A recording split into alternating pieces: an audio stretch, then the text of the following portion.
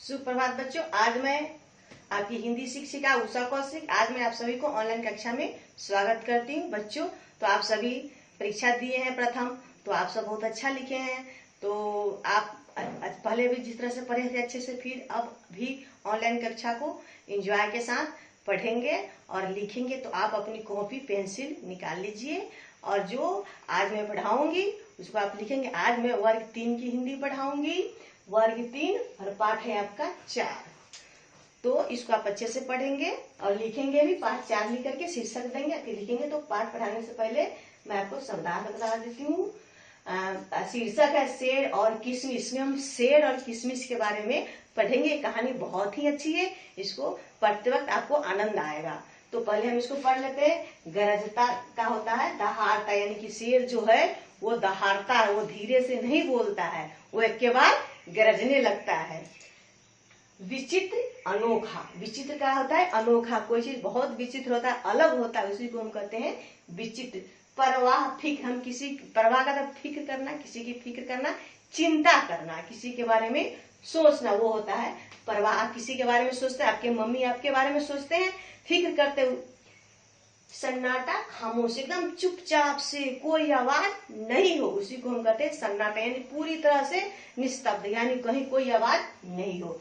किशमिश, अंगूर को सुखाकर तैयार किया गया एक प्रकार का मेवा। आप घर पे किशमिश खाते हैं ना, वो अंगूर को सुखा करके बनाया जाए एक तरह के मेवा, यानी कि मेवा का होता है मिठाई। खूंखार, निर्दयी, क्रूर, जो बहुत ज्यादा खूंखार आता है, बदमाश रहता है, उसको हम कहते हैं खूंखार। निर्दयी यानी उसके दिल में दया नहीं रहता है, क्रूर होता है। भयानक, डरावना, भयानक मतलब डरावना, कोई भयानक आवाज से निकलता है, कोई भयानक कार्य करता है, तो उसी को हम कहते हैं भयानक, डरावना। और आगे है पाठ 4, शेर और किशमिश। किशमिश एक खाने वाला चीज है और शेर तो जानते हैं वो खूंखार होता है, भयानक होता है, डरावना होता है, वो मनुष्य को खा जाता है, जंगली जानवरों को खा जाता है। और शेर जो है वो जंगल का राजा भी होता है, वो एक बहुत निडर प्राणी भी है। तो हम उसी के बारे में पढ़ेंगे। लेकिन शेर किससे डर गया, ये कहानी बहुत अच्छी है। शेर जो है वो किशमिश से डर जाता है। एक शेर है जो बहुत ही भयानक है, खूंखार है, उसके डर से पूरे गांव वाले डरते रहते हैं। लेकिन जो शेर है वो छोटा सा एक किशमिश से डर जाता है। तो ये कहानी बहुत अच्छी लगने वाली है। तो चलो सब आप अपने अपना ध्यान से अपनी कहानी को सुनोगे।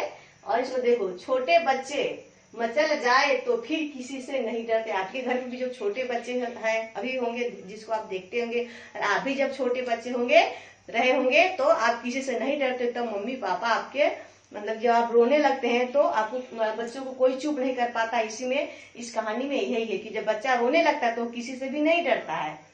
तो ये और न उन्हें डरा धमकाकर चुप कराया जा सकता है। बच्चों को डरा धमकाकर चुप नहीं कराया जा सकता क्योंकि किसी से डरते ही नहीं है। वे तो इतने भोले भाले होते हैं कि जरा सी मनपसंद चीज मिलने पर खिलखिलाने लगते हैं। बच्चे इतने भोले भाले होते हैं, सीधे साधे होते हैं कि अगर कोई छोटा भी चीज उनको मनपसंद का चीज मिल जाए तो हंसने लगते, खिलखिलाने लगते। लेकिन अगर आप डराओगे तो वो शेर से भी नहीं डरेगा, भालू से भी नहीं डरेगा, गोली बंदूक किसी चीज से भी वो नहीं डरता। जब वो बच्चा छोटा होता है, आप भी जब छोटे होंगे तो आप भी किसी से नहीं डरते होंगे। तो ये बात आपको हम पढ़ाएंगे। आप यहाँ शब्दार्थ देख लीजिए, शब्दार्थ को अपनी कॉपी में लिख लेंगे। इसको देख लिए, चलिए। शेर, और यहाँ पर शेर बना हुआ है और ये किशमिश है जो खाने की चीज है। आप भी अपने घर पे शेर का फोटो बनाएंगे। तो आपको देखिए यहाँ पे दिया हुआ है, बच्चे किस किस बात पर जिद करते हैं या रोते। बच्चे किस किस बात पर जिद करते हैं, बच्चे छोटी छोटी बातों पे जिद करने लगते हैं। जो उनको पसंद आता है उसी चीज के लिए वो रोना शुरू कर देते हैं। रोते हुए छोटे बच्चे को किस किस तरह से मनाया बहलाया जाता है। जब बच्चे छोटे होते हैं तो कैसे बहलाते हैं। आपके घर में बच्चे छोटे होंगे, जब आप छोटे रहेंगे तो आपकी मम्मी भी आपको जो आप मांगते होंगे वो देख करके ही आपको चुप कराती होंगी या आपको बहलाती रही होंगी। आपके मनपसंद कार्य को, बच्चे के मनपसंद काम को करके ही हम उसको खुश रख सकते हैं या चुप कर सकते हैं। जब आप मचलते हैं तो माँ क्या करती। आप भी मचलते हैं, किसी चीज की जिद करते तो आपकी माँ आपकी सारी फरमाइशों को पूरी करती है। तो इसी कहानी में हम यही पढ़ने जा रहे हैं कि बच्चे कैसे होते हैं, बच्चों के स्वभाव के बारे में हम जानेंगे। यहाँ था एक गांव था सोता हुआ। एक गांव जो था वो बहुत ही सन्नाटा था, वहां उसमें के सभी जो व्यक्ति थे वो सोए हुए थे, और उसके चारों ओर, गांव के चारों ओर क्या थी, पहाड़ियां थी। पहाड़ी जो होता है वो, गांव के चारों तरफ पहाड़ियां थी, और गांव के पीछे के पहाड़ी पर शेर रहता था। गांव के पीछे की पहाड़ी पर कौन रहता था, शेर रहता था। जब भी वह सबसे ऊंची पहाड़ी की चोटी पर चढ़कर गरजता, गांव के लोग डर के मारे कांपने। जब वह ऊंची पहाड़ी पर चढ़ करके गरजता, गरजना होता है कि जोर जोर से आवाज करता, तो गांव के जितने भी लोग थे वो क्या होते थे, डर के मारे डर जाते थे।